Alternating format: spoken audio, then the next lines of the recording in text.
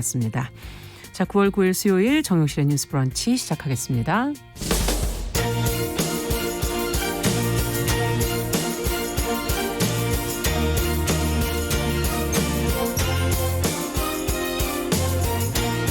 여성의 감수성으로 세상을 봅니다. KBS 1라디오 정용실의 뉴스 브런치. 여러분의 의견을 기다립니다. 문자는 샵 9730으로 보내주세요. 짧은 문자 50원, 긴 문자 100원이 부과됩니다. KBS 모바일 콩, 유튜브를 통해서도 무료로 참여하실 수 있습니다. 네, 정용실의 뉴스 브런치는 항상 여러분들과 함께 프로그램 만들어가고 있습니다. 오늘도 윤서영님, CHC9301번님, 홍경성님 많은 분들이 들어와 주셨고요. 유튜브로도 1000분이 넘게 지금 방송을 보고 계시네요. 감사합니다.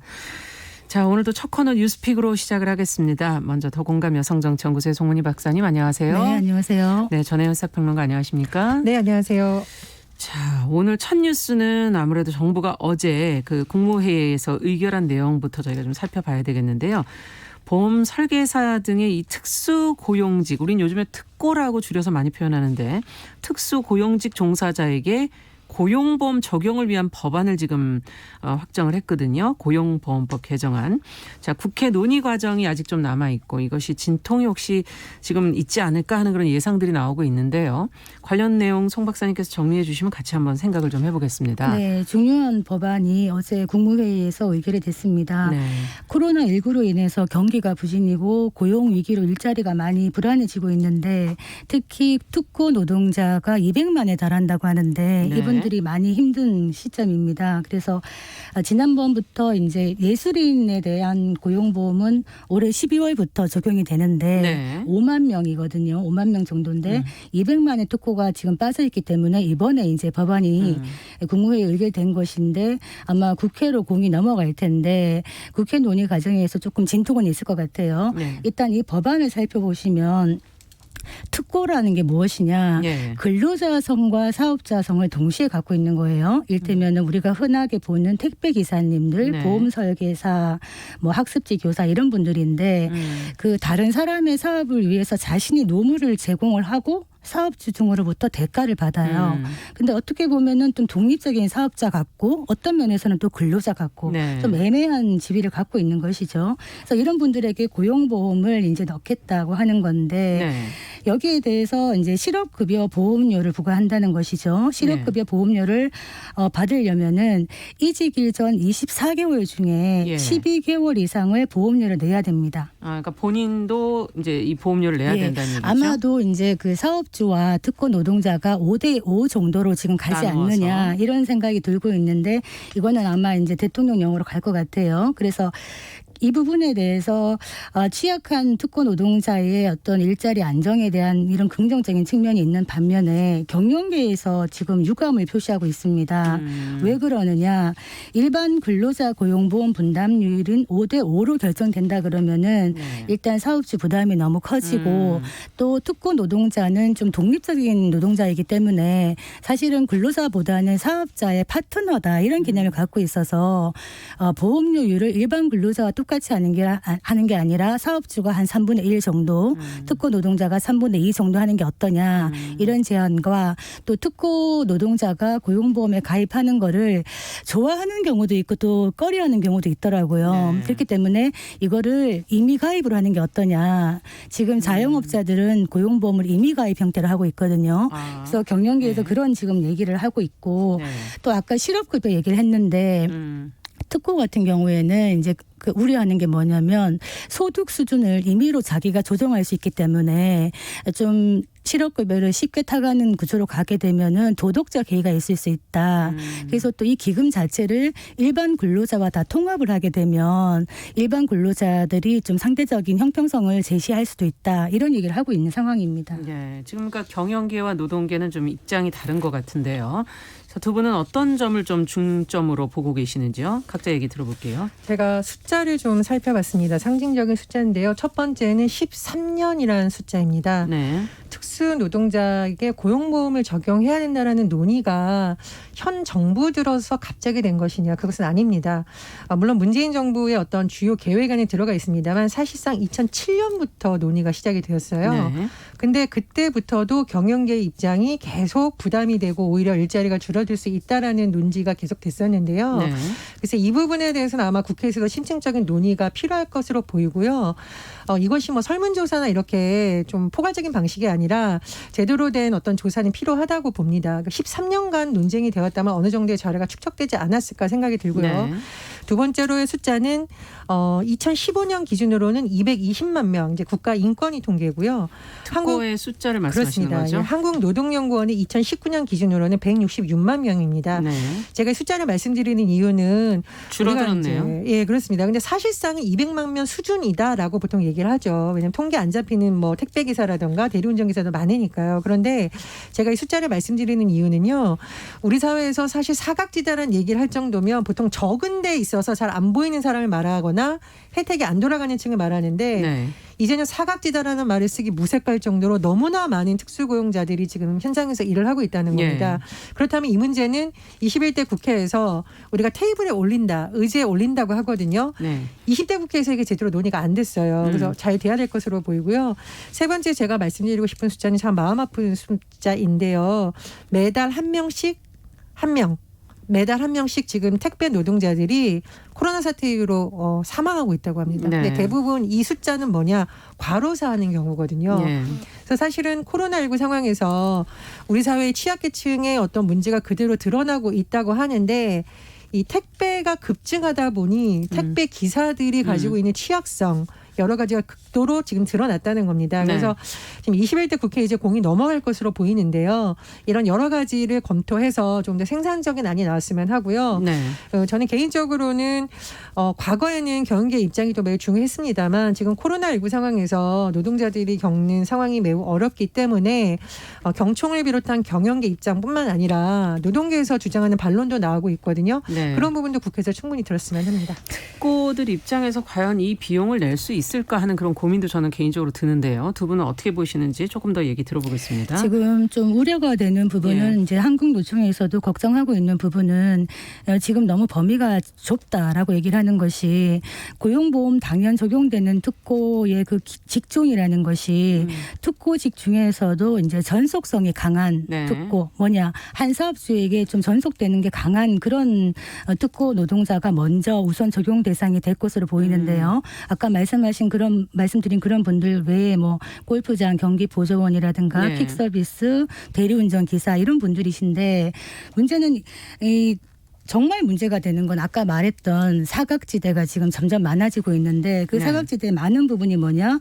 전속성이 약한 플랫폼 종사자들 플랫폼. 예, 플랫폼 봉사자들 우리 네. 왜 그 배달 앱 쓰잖아요. 네. 그런 분들인데 이런 분들이 정말 고용보험 적용이 좀 멀어질 수가 있다. 사실 정부가 전 국민 고용보험이라는 어떤 큰 플랜을 가지고 지금 뚜벅뚜벅 가고 있는 것인데 네. 이렇게 되면 전속성을 기준으로 하게 되면은 여기에 포함되지 않는 수많은 특권 노동자들이 사회 안전망의 사각지대에 내몰리게 될 수가 있기 때문에 이분들을 근로자로 인정할 수 있는 촘촘한 제도적 설계가 필요하다. 이런 얘기를 하고 있는 것이라 네. 이 부분에 대해서 들여다봐야 된다.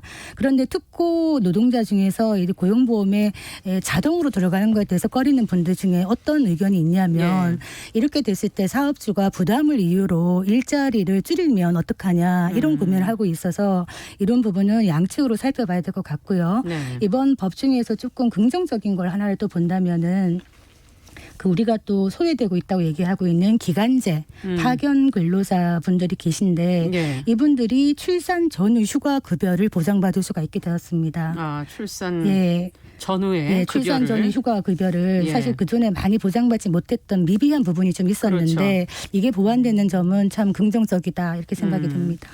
지금 이제 한국경제연구원에서 보도자료가 나왔고 많은 언론에서도 인용한 부분이 고용보험 관련해서 특수고용 노동자들에서도 한 60% 정도가 고용보험에 이렇게 일괄적으로 가입된 것을 원하지 않는다라는 자료가 나왔고 많은 언론에서 인용을 했더라고요. 네. 근데 제가 사실 이제 궁금해서 원본을 한번 좀 찾아봤습니다. 네. 근데 저는 이 조사 자체가 조금 신뢰도에 문제가 있다라고 보는데요. 일단은 조사 대상이 234명이고 네. 4개 직종을 했는데 숫자가 적네요. 너무 사실은 적습니다. 네. 이게 특수고용자 노동자의 전체 의견이라고 특히 예민한 사안에서 보기에는 샘플이 조금 적지 않나 생각이 들고요. 두 번째로 질문 자체에서 일자리 감소라는 내용이 들어가 있습니다. 정부의 입법 예고한대로 특구의 고용보험 의무가입이 적용될 경우 일자리가 감소할 가능성이 있다고 생각하십니까? 근데 사실 이거는 우리가 설문조사를 할 때 굉장히 주의해야 될 부분이라서 이 통계자료만으로 특수고용 노동자들의 의견이 이렇다라고 보기에는 조금 무리가 있지 않나 이런 말씀을 좀 드리고요. 네. 또 하나 이게 이제 보수 진보의 문제로만 볼 수 없는 것이 작년에 국가인권위에서 국회의장에게 공개적으로 굉장히 강한 의견을 표명했는데요. 특수고용 노동자들이 상시적 고용 불안에 놓여 있기 때문에 고용보험 적용 대상에 포함시켜라 이렇게 얘기를 했습니다. 예. 그러니까 국가인권위는 이것을 어떤 경제적 문제로 보는 것이 아니라 근본적인 인권의 문제로 접근하고 있거든요. 예. 그런 차원에서 21대 국회에서는 20대 국회처럼 2년 동안 뮤야무야 하다가 급하게 하는 것이 아니라 좀 심도 깊은 논의가 반드시 돼야 된다고 봅니다. 그렇죠. 그 이제 조금 덧붙이자면 네. 사실 그 일자리라는 거는 정말 생존의 문제이기 때문에 이런 부분에서 점차 우리가 계속적으로 확대를 해나가야 되는데 보험료율 같은 거 만들 때 지금 일반 근로자와 통합 계정으로 관리한다는 거에 대해서 조금은 의논을 해볼 필요는 있겠다. 왜냐하면 특구 노동자의 또 성격 특성상 네. 일반 근로자와 다르기 때문에 이 계정을 좀 분리하는 게 어떠냐라는 논의가 있기 때문에 그리고 특구 노동자의 보험료율을 좀 상향하는 게 어떠냐라는 논의는 있기 때문에 이런 부분을 충분히 공론화해서 한번 검토를 해보는 건 필요하겠다 이런 생각이 네. 듭니다. 지금 안 그래도 코로나 때문에 일자리 자체가 감소하고 있어서 여러 가지 또 우려들이 그래서 현실적인 문제에서 계속 나오는 게 아닌가 하는 생각도 드네요. 조금 더 논의가 좀 더 있었으면 좋겠다는 두 분의 의견을 좀 받아들여서 서로 진지하게 고민을 좀 해봤으면 좋겠습니다. 자, 두 번째 뉴스로 가볼게요. 지금 성범죄자 등의 신상 정보를 지금 임의로 공개하는 웹사이트 디지털 교도소 저희도 한번 언급을 해드린 적이 있었는데 이것으로 인한 피해자들이 지금 발생을 하면서 갑론을박이 지금 벌어지고 있습니다. 관련 내용을 먼저 좀 저희가 살펴보고 좀 짚어보겠습니다. 문제들을.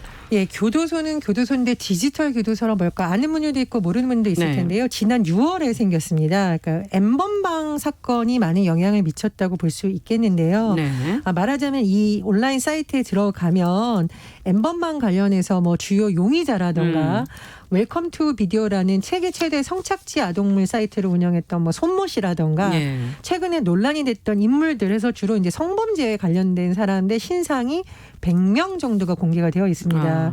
근데 사실 이게 처음에 만들어졌을 때는 오죽하면 이런 걸 만들었을까? 그렇죠. 이렇게 해서라도 보도가 됐었죠. 네, 그렇게. 성범죄자들에게 또 다른 피해가 일어나지 않도록 국민들도 알아야 된다. 이런 여론이 또 있었는데요. 최근에 들어서는 사실 이제 부작용도 심각하다는 지적이 나오고 있습니다. 네. 이제 왜냐하면 가장 큰 문제는 뭐냐면 어떤 의혹이 제기된 모 교수에는 이제 디지털 교도소의 신상이 다 공개가 됐어요.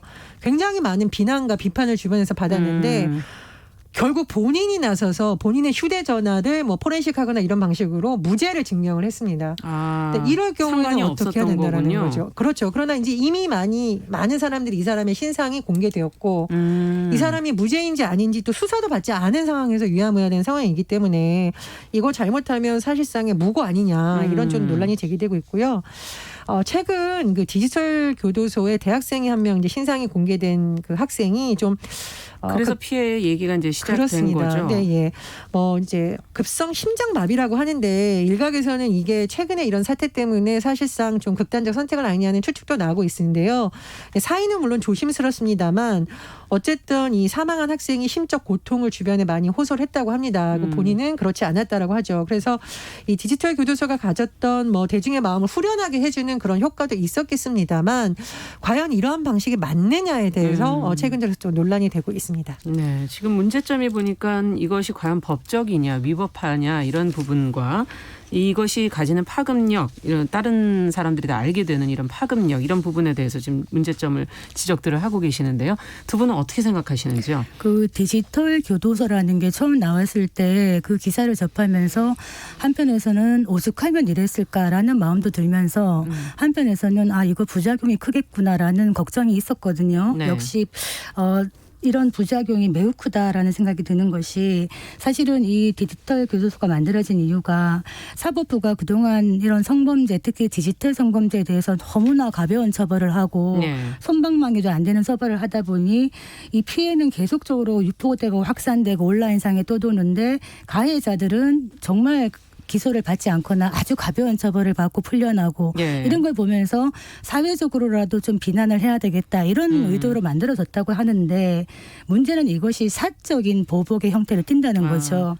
왜냐하면 우리가 흔히 그 성범죄자 신상 공개할 때 네. 쉽게 하는 게 아니거든요. 왜냐하면 한번 이렇게 공개가 되면은 회복할 수 없는 피해를 줄 수 있기 그렇죠. 때문에 현행법 체에서도 굉장히 신중하게 합니다. 그래서 뭐 죄를 저질렀다고 인정하면은 충분한 증거가 있고 이것이 또 국민의 알 권리 보장에 도움이 되고 그래서 공익에 꼭 필요한 경우에 경찰 신상 공개 심의위원회 심의를 거쳐서 또 공개를 결정해도 그 공개 대상자가 행정소송도 낼 수가 있고 그렇죠. 이런 식으로 굉장히 차범하게 되어 있는데 이런 경우 디지털 교도소 같은 경우에는 한번 등재가 되고 나면 만약에 이제 아무 상관이 없는 분들이라도 만약에 등재가 되면 엄청난 피해를 볼 수가 있고 실제로 그런 피해가 지금 고발 접수가 되고 있는 상황이라 굉장히 부작용이 크다 이런 생각이 드는데 네.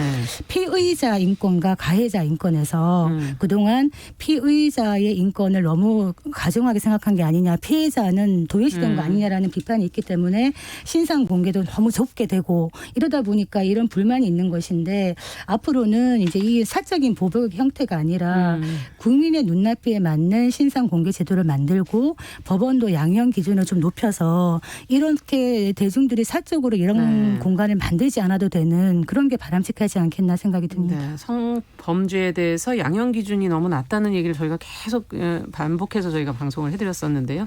결국은 이것과 무관하진 않은 사건인 것 같아서 더욱 씁쓸한 것 같습니다. 자, 어떻게 보시는지요? 예를 들어 이제 배드파더스라고 양육비를 예. 주지 않은 아빠의 신상을 공개하는 것도 사실은 법적으로 좀 논란이 있었습니다. 그렇죠. 그러나 법원에서 이 부분에 대해서 어떤 형법 여러 가지 처벌이 아니라 명예훼손에 대해서도 그렇게 볼 수 없다라고 판결했던 것은 부모가 양육을 제대로 하지 않았을 경우에는 사실상 아동 학대이고 그럼요. 양육 경험을 다 해야 된다는 공익적인 측면, 아동의 인권 보호 측면에서 명예훼손 판결을 내리진 않았어요. 그런데 네. 지금 이제 디지털 교도소 같은 경우에는 무죄 추정의 원칙이 있는데 판결이 나기도 전에 이렇게 한 것은 굉장히 좀 문제가 있다는 지적이 나오고 있기 때문에 취지가 어떻게 했든 뭐 보완이 되든 해야 될 것 같고요. 제가 들어가봤는데 이제 사이트가 운영이 잘 안 되더라고요. 아마 이제 이런 비판 여론이 제기가 네. 되니까 일시적으로 폐쇄한 것으로 보이는데 주요 운영자가 지금 뭐 해외에 있다 이런 소식도 들리고 있는데 아마 수사당국이 수사에 착수한 것 같습니다. 그러네요. 그래서 뭐 이런 부분은 좀 진행이 될 것 같고요. 말씀해 주셨듯이 그러나 왜 이런 사이트가 생겼을 때 많은 사람들이 또 호응했느냐에 대해서는 사법부도 돌아봐야 된다고 생각을 합니다. 그리고 우리나라가 성범죄자 알림 2가 있어요. 성범죄자 알림하고 소문자 2를 쓰셔도 되고요. 그냥 성범죄자 알림 2라고 이거는 해도 무엇을 알리는 건가요? 예. 근데 이제 여기 성범죄자의 신상 공개가 돼 있습니다. 근데 다만 이것도 그냥 하는 것이 아니라 판결에 따라서 공개 명령을 받은 경우입니다. 그래서 제가 이거 말씀을 드리는 경우에는요. 저도 어떤 때는 심정적으로 그냥 다 공개해라 이렇게 하고 싶은 적 있죠. 그러나 그 과정에 있어서의 어떤 절차 또 그렇죠. 인권 피해가 없도록 무고한 사람이 발생하지 않도록 제도적인 보완책은 필요하다 이런 말씀드리겠습니다. 우리가 법치주의라는 얘기를 왜 하냐. 그러니까 사적인 처벌이나 보복을 막기 위해서 그런 것이거든요. 예. 우리 왜 중국 영화 보면 부모를 죽인 원수를 찾기 위해서 10년간 무술을 수련하고 가서 보복을 하는 이런 것들이 많았는데 그러니까 우리가 눈에는 눈, 이에는 이 이것이 사실은 사적 보복의 하나의 기준이었는데 이것을 막자라는 의미에서 법치주의가 만들어지고 사법체계로 사람을 심판하는 것이에요. 그래서 이런 수사기관의 엄중한 판단 없이 사적으로 자의적으로 신상 공개를 한다거나 이랬을 때는 이 무고한 피해자를 만들 수도 있을 뿐만 아니라 네. 사회적으로 매장당할 수가 있는 거예요. 그렇죠. 이 사회적인 매장이라는 것은 사람의 죽음과 마찬가지거든요. 그래서 실제로 왜 미국의 한 법정에서 자신의 딸을 성폭행한 그 강간범을 재판하는 과정에서 아버지가 법정에서 쏘아서 살인을 해서 바로 아버지가 수감되는 사건이 있었습니다.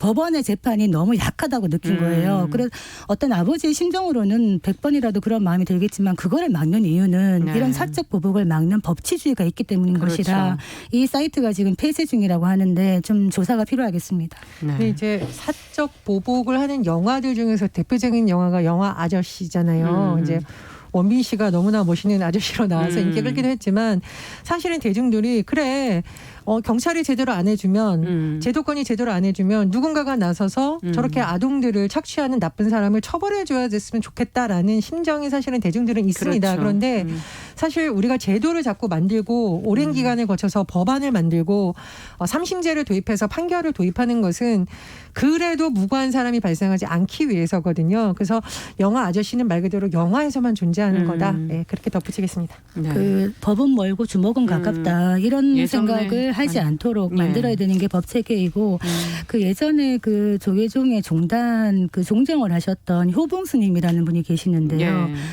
이분이 왜 스님이 됐었나 법관 시절에 사형 선고를 한 겁니다. 사형 선고를 하면서 내가 어떻게 다른 인간을 죽이라는 판결을 할 수가 있는가? 내가 무슨 권리로 생명을 뺏을 수 있는가라고 고뇌를 하다가 37살의 나이에 출가를 해서 큰 스님이 되셨는데요.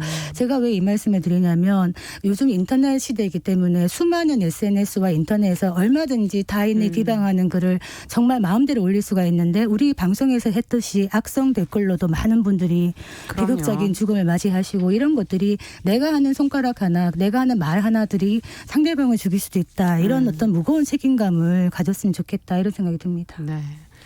자, 마지막으로 요즘에 마스크 파파라치와 관련하면서 가짜 뉴스가 돌고 있다는데 진짜는 무엇이고 가짜는 무엇입니까? 한번 여기서 좀 분별을 해보죠. 전혜연 평론가께서 좀 정리해 주세요. 지금 대다수의 지자체에서 마스크 쓰는 것을 의무화하고 있잖아요. 네. 그럼 쓰지 않았어 적발됐을 경우에는 어떻게 되느냐? 이제 지자체별로 조금 다릅니다. 그런데 지금 이제 보건복지부의 감염병 예방병 시행령에 따르면 마스크를 미착용했을 경우에 과태료를 물게 됩니다. 그러니까 벌금이 아니라 과태료예요. 벌금은 형벌적 성격이 있고 네.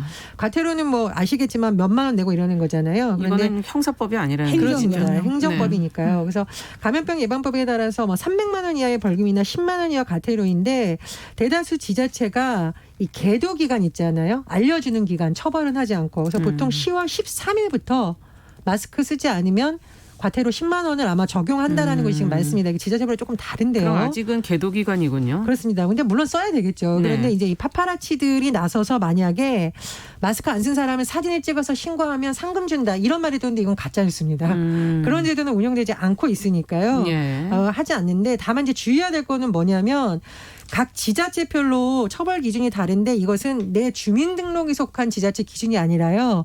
내가 마스크를 벗고 그 장소에 갔을 때 기준이 보통 적용되는 경우가 많습니다. 그러면 움직인 장소, 이동한 공간. 그렇죠. 적발된 네. 공간에서 되고 있는 기준을 따라야 되기 때문에 우리 동네에서는 마스크 행정명령 안 내렸는데 예. 뭐 예를 들어 서울에 가서 마스크 안 쓰고 다녔으니까 난 죄가 없다. 이런 게 아니라는 것이죠. 그래서 지금 현재 있는 장소가 중요하고요.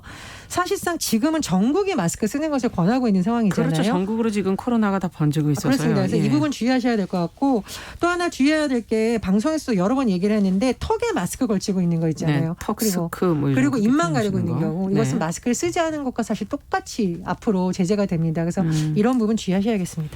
지금 이제 예. 마스크를 하도 쓰다 보니까 마스크가 신체 일부 같아요.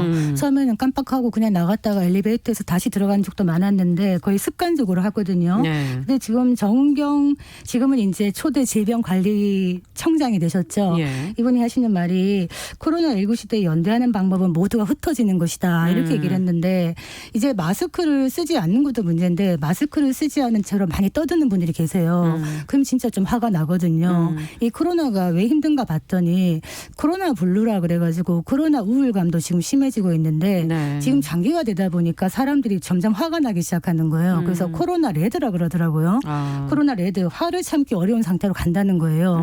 왜냐? 상대방이 마스크를 안 씀으로써 저런 몰지각한 행동 때문에 나를 위험하게 한다는 어떤 불신과 이런 게 있는 겁니다. 그래서 네. 이런 사람이 사람을 혐오하지 않도록 할 수 있는 방법, 마스크를 쓰자. 매너를 좀 네. 지켜달라 이런 말씀이시죠? 꼭 한마디만 붙여 설명을 네. 드려야겠는데 대부분 과태료이지만 지금 일부 지역은 벌금을 부과하는 곳도 있어요. 예를 들면 해수욕장 같은데 네. 마스크 반드시 써야 된다고 지자체에서 이미 공지한 곳이 있습니다. 근데 예. 이런 데서 안 쓰면 최대 300만 원 벌금, 그러니까 굉장히 강력하게 하겠다는 거죠. 그래서 이것은 뭐 처벌을 꼭 받지 않으려고가 아니라 말씀해 주셨듯이 나도 지키고 이웃도 지키는 네. 차원에서 꼭 지켜야겠습니다. 건강도 같이 좀 지켰으면 좋겠네요.